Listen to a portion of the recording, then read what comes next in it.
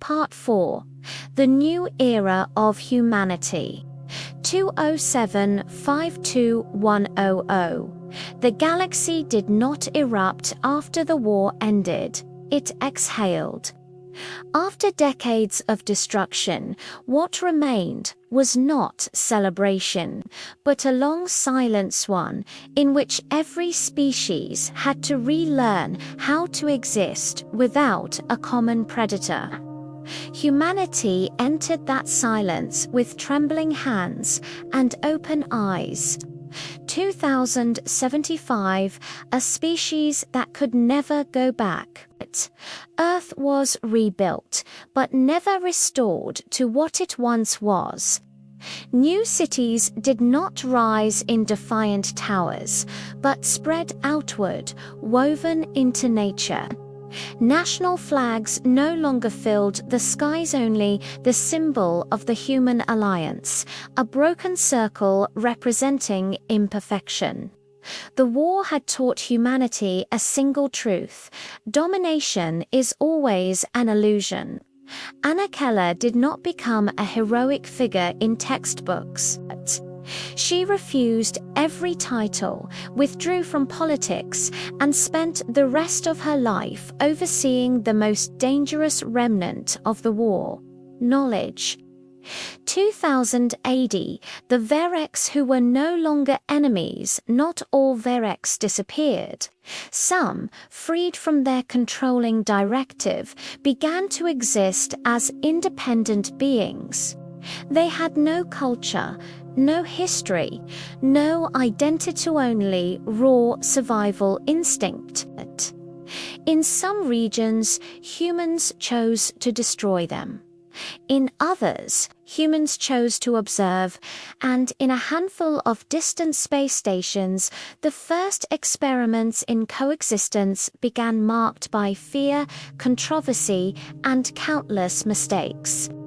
Humanity understood one thing clearly: if they destroyed everything that had once threatened them, they would become another version of the Vit. 2087, when the galaxy spoke again, interstellar trade routes reopened, not with warships, but with civilian vessels. Humanity did not impose laws. Instead, they carried the most valuable thing they had ever lacked throughout their long history: the experience of failure. Young civilizations sought out humanity not for military power, but to ask a single question: how did you survive when extinction was inevitable? And the answer was never simple.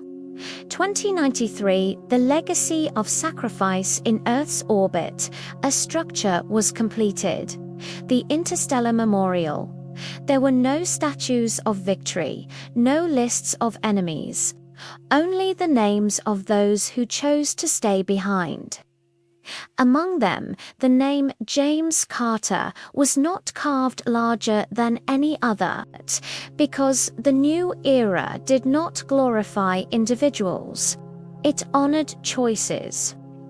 2100, when humanity looked at itself at the dawn of the 22nd century, humanity no longer asked, "How strong are we?" They asked something far more difficult: who will we become? They had been victims. They had been warriors. They had stood on the edge of becoming destroyers. And then they stopped. Not out of fear, but out of awareness. Epilogue of an era in the final archive of the human alliance. A short passage was recorded, its author unnamed. We did not win because we were stronger. We did not survive because we were smarter. We still exist because when we reached the edge of absolute power, we chose not to take the final step. The galaxy remained vast. New threats would one day emerge. But from that moment onward, humanity was no longer a young species walking blindly through the dark. They became a living warning to the universe.